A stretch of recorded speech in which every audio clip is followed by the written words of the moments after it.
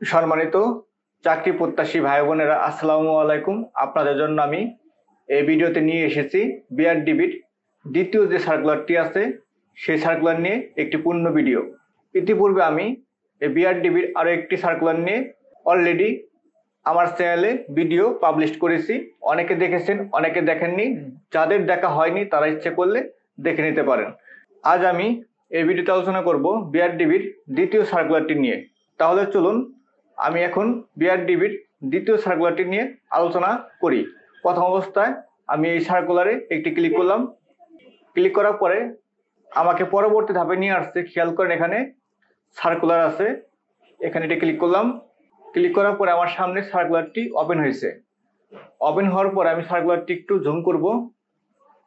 আপনারা খেয়াল করেন, বাংলাদেশ পল্লী উন্নয়ন বোর্ড ৫ কারণ বাজার ঢাকা নিয়োগ বিজ্ঞপ্তি প্রকাশিত হয়েছে ২৩শে মার্চ ২০২৫ খ্রিস্টাব্দ তারিখে।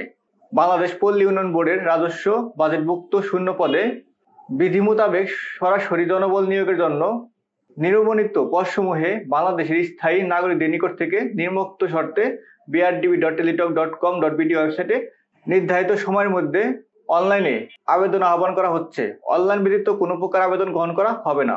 এক কথায়, আবেদন যদি আপনি করতে চান তাহলে অবশ্যই আপনাকে brdb.teletalk.com.bd ওয়েবসাইটে গিয়ে আবেদন করতে হবে।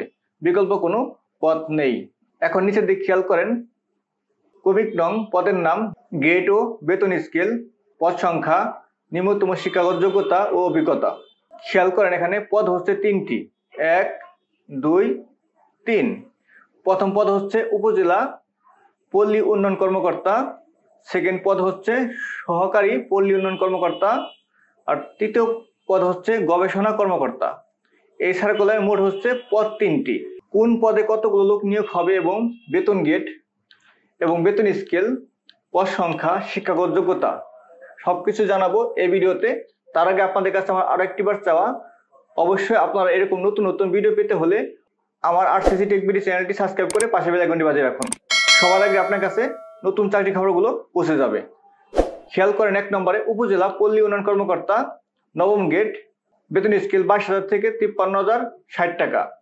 এখানে পদ সংখ্যা হচ্ছে ২৩ জন, অর্থাৎ উপজেলা পল্লী উন্নয়ন কর্মকর্তা পদে লোক নিবে ২৩ জন। শিক্ষাগত যোগ্যতা হচ্ছে প্রথম শ্রেণীর স্নাতকোত্তর ডিগ্রি অথবা দ্বিতীয় শ্রেণীর স্নাতক সম্মান সহ স্নাতকোত্তর ডিগ্রি অথবা দ্বিতীয় শ্রেণীর ৪ বছর মেয়াদের স্নাতক সম্মান ডিগ্রি থাকতে হবে।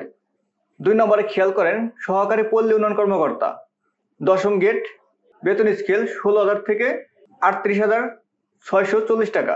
পদ সংখ্যা ৬৫ জন, অর্থাৎ সহকারী পল্লী উন্নয়ন কর্মকর্তা পদে লোক নিবে ৬৫ জন।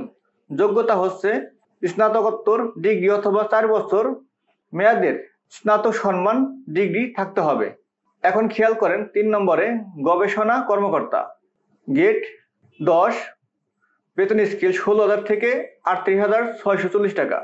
পদ সংখ্যা এখানে ২ জন। অর্থনীতি বা পরিসংখ্যানে মাস্টার্স ডিগ্রি দাঁড়ি হতে হবে। অবশ্যই আপনাকে অর্থনীতি বা পরিসংখ্যানে মাস্টার্স ডিগ্রি থাকতে হবে। এখন নিচের দিকে খেয়াল করেন, অনলাইন আবেদনপত্র জমা দানের শেষ তারিখ ও সময় ৪/৫/২০২৫ খ্রিস্টাব্দ বিকাল ৫ ঘটিকা। অবশ্যই আপনাকে এই সময়ের ভিতরে আবেদন সাবমিট দিতে হবে। এখন নিচের দিকে খেয়াল করেন, আমি যে ৩টি পদ নিয়ে আপনার সাথে আলোচনা করলাম, এই ৩টি পদে যে পদে আপনি আবেদন করেন না কেন, তাহলে আপনাকে কত টাকা পেমেন্ট করতে হবে সে বিষয়টি নিয়ে এখন আলোচনা করব। আমি আপনাদের কাছে আরেকটা বার চাই নিচ্ছি, অবশ্যই আমার আরসিসি টেক বিডি চ্যানেলটি সাবস্ক্রাইব করে পাশে বেল আইকনটি বাজিয়ে রাখবেন। এতে করে নতুন নতুন চাকরি খবরগুলো সবার আগে আপনার কাছে পৌঁছে যাবে। এখন খেয়াল করেন, নিয়োগ বিজ্ঞপ্তির ১, ২ ও ৩ নং ক্রমিকে বর্ণিত পদসমূহের জন্য পরীক্ষার ফি বাবদ ২০০ টাকা এবং অনলাইন ফি বাবদ টেলিটকের সার্ভিস চার্জ বাবদ ২৩ টাকা সহ অফারের যোগ্য সর্বমোট ২২৩ টাকা অনধিক ৭২ ঘন্টার মধ্যে জমা দিবেন। অর্থাৎ আপনি যে সময়ে আবেদনটি সাবমিট করবেন সেই সময় হতে পরবর্তী ৭২ ঘন্টা পর্যন্ত আপনি সময় পাবেন টেলিটক সিমের মাধ্যমে SMS দিয়ে পেমেন্ট সম্পন্ন করার। যদি আপনি যত সময় পেমেন্ট সম্পন্ন না করেন তাহলে কিন্তু আপনার আবেদনটি গ্রহণ করা হবে না। এখন আপনার আরেকটা জিনিস খেয়াল করেন, ক্ষুদ্র নৃগোষ্ঠী, শারীরিক প্রতিবন্ধী ও তৃতীয় লিঙ্গ বিজ্ঞপ্তিতে উল্লেখিত সকল পদের জন্য পরীক্ষা ফি বাবদ ৫০ টাকা এবং অনলাইন ফি বাবদ টেলিটকের সার্ভিস চার্জ বাবদ ৬ টাকা সহ অফারের যোগ্য সর্বমোট 56 টাকা অনধিক 72 ঘন্টার মধ্যে জমা দিবেন। অর্থাৎ যারা প্রতিবন্ধী বা ক্ষুদ্র নিগোষ্ঠী বা তৃতীয় লিঙ্গ এই শ্রেণীর লোক যদি আবেদন করে তাদের জন্য পেমেন্ট কম নির্দিষ্ট করা হয়েছে, অর্থাৎ 50 টাকা ভ্যাট সহ 56 টাকা দিলেই আবেদন গ্রহণ করা হবে।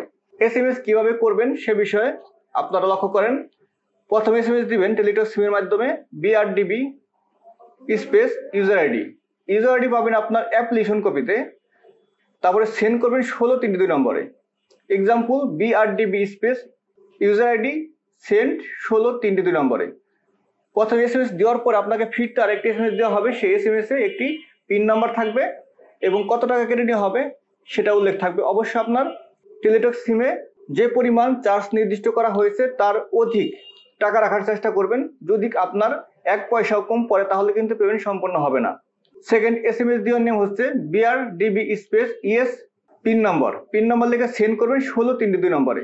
সেন্ড করার পরে আপনাকে ফিরতি আরো একটি SMS দেওয়া হবে, সেখানে কনগ্রাচুলেশন থাকবে এবং আপনার নাম থাকবে এবং আইডি পাসওয়ার্ড থাকবে।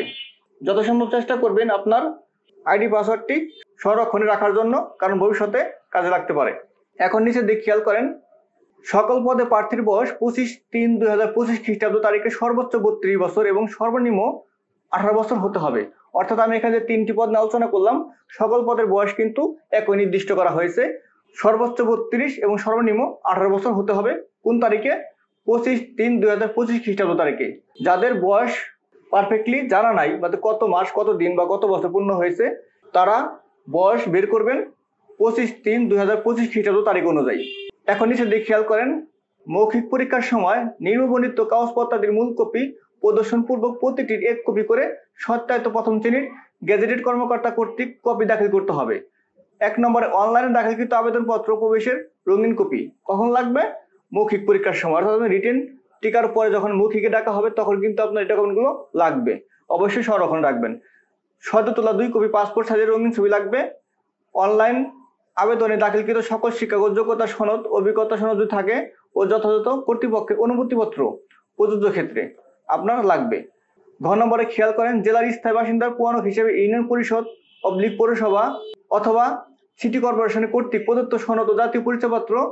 ও নম্বরে খেয়াল করেন, আবেদনকারী মুক্তিযোদ্ধা, শহীদ মুক্তিযোদ্ধা ও বীরাঙ্গনার সন্তান হলে আবেদনকারী যে মুক্তিযোদ্ধা, শহীদ মুক্তিযোদ্ধা ও বীরাঙ্গনার সন্তান ও মর্মে সংশ্লিষ্ট ইউনিয়ন পরিষদের চেয়ারম্যান, সিটি কর্পোরেশনের ওয়ার্ড কাউন্সিলর, পৌরসভার মেয়র, কাউন্সিলর, প্রশাসক যাদের ক্ষেত্রে যেটা প্রযোজ্য কর্তৃক প্রদত্ত প্রত্যয়ন সহ এই সংক্রান্ত উপযুক্ত কর্তৃপক্ষ কর্তৃক প্রত্যয়ন সনদ লাগবে। 6 নম্বরে ক্ষুদ্র নিগোষ্ঠী, শারীরিক প্রতিবন্ধী, তৃতীয় লিঙ্গের প্রার্থীদের ক্ষেত্রে সরকারের সর্বশেষ জারিকৃত পরিপত্র নীতিমালা অনুযায়ী উপযুক্ত কর্তৃপক্ষ কর্তৃক প্রদত্ত সনদপত্র আপনার কিন্তু লাগবে। কখন? মৌখিক পরীক্ষার সময়। আমার এই ভিডিওটি যদি আপনি প্রথম দেখে থাকেন বা আমার চ্যানেলে আপনি নতুন হয়ে থাকেন তাহলে অবশ্যই লাইক, কমেন্ট, শেয়ার করতে ভুলবেন না এবং অবশ্যই চ্যানেলটি সাবস্ক্রাইব করে পাশে বেল আইকনটি বাজিয়ে রাখবেন। এতে করে সকল প্রকার ভিডিওগুলো সবার আগে আপনার কাছে পৌঁছে যাবে।